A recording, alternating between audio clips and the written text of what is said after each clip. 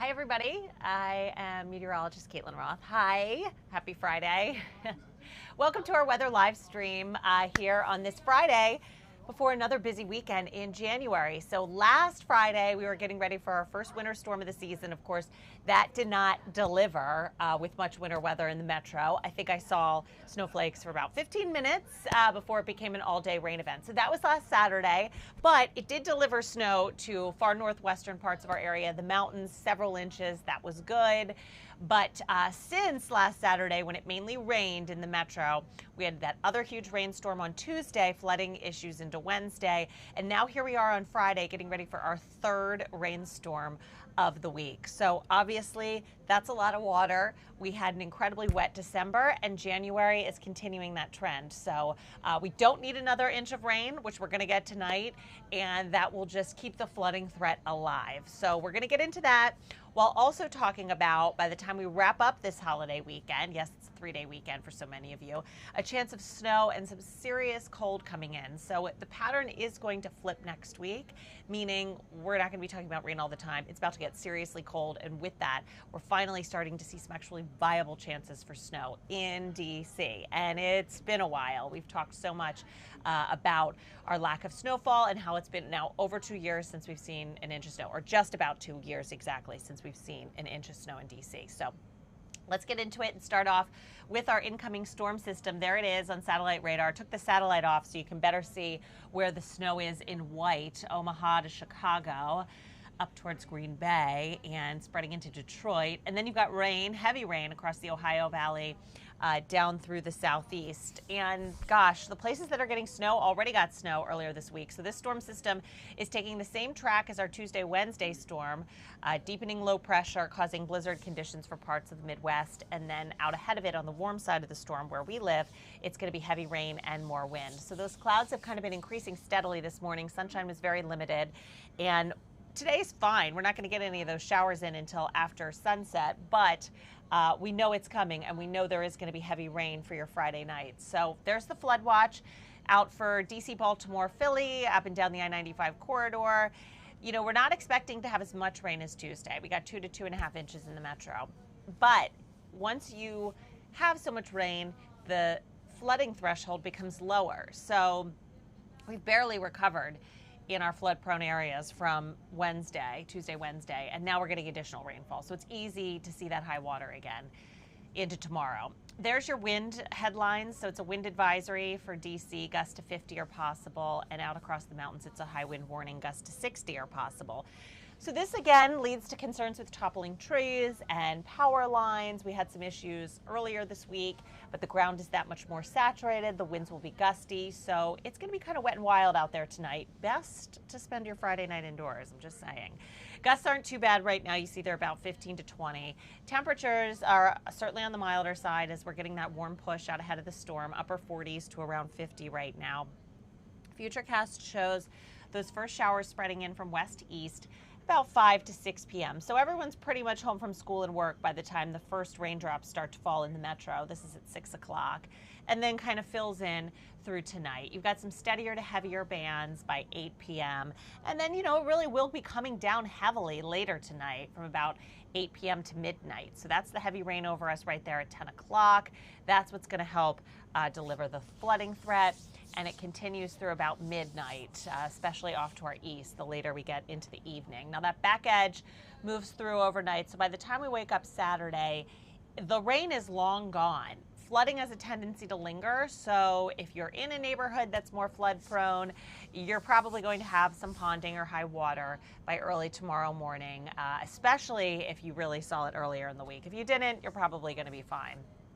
Now, future rainfall amounts, luckily this is fast moving, so it's nothing that on any given day we can't handle around here. Half inch to an inch, no biggie. But like I said, we're so prone due to the amount of rain that we've had, which is so much just in the past 6 weeks.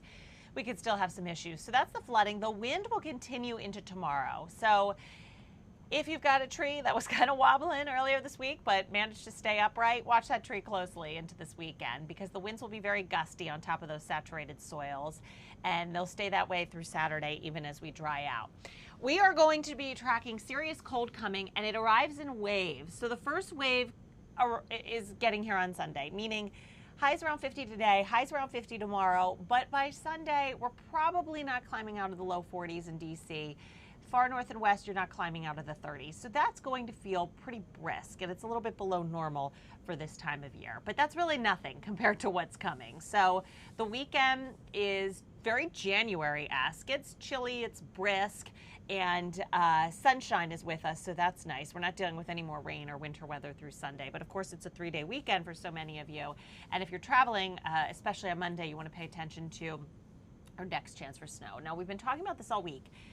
The chance for snow looked alive and well Wednesday, even into yesterday morning. The problem is, as always happens, things can look great several days out, and now our snow chances are waffling a bit. The American model still has a storm along the Arctic boundary. Low pressure forms along a wave Monday night into Tuesday morning. That's some snow breaking out by daybreak Tuesday, kind of starting overnight Monday into early Tuesday.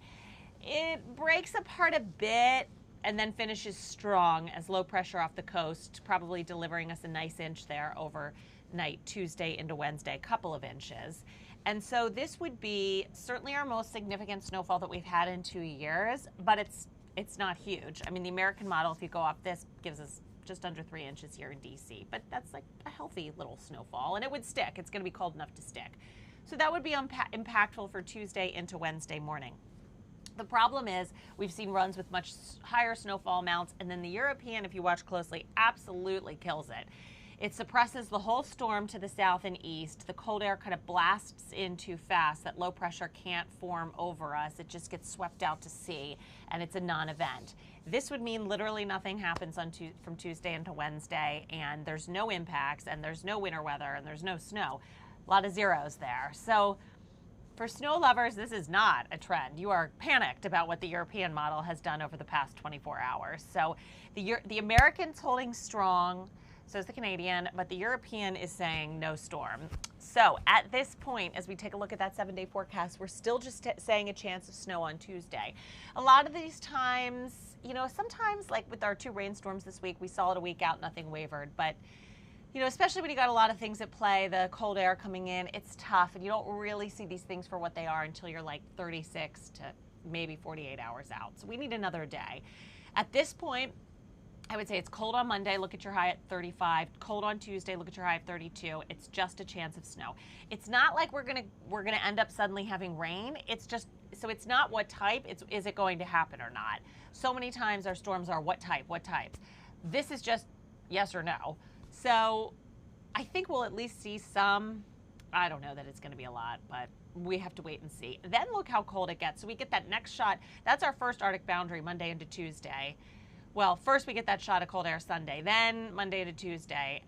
A little bit of a rebound Thursday and Friday, but early heads up, there are some signs that next weekend, so a week from today, we're going to be talking about incredibly cold air, something that we haven't seen temperatures this cold since December of 2022. So that was Christmas a year ago. Remember how cold it was? Highs didn't get out of the 20s. So we haven't had a day where highs failed to get out of the 20s since December 2022. So I will say that once we get past this rainstorm tonight, the trend is definitely to turn very winter-like, cold, snowy, or at least the chance for snow, and more cold. So we'll be watching that Tuesday chance very carefully. I think it will make itself more clear over the weekend so that we'll know if we have headlines going into the work week and school week, which begins on Tuesday, thanks to Martin Luther King Jr. Day, by the weekend, so everyone can have a heads up. But that's the latest for now. Of course, catch us on Fox 5 DC starting at 3 p.m. today, and we'll be back on over the weekend to keep you updated with the snow chance. And stay dry and stay inside for tonight. All right, see you later.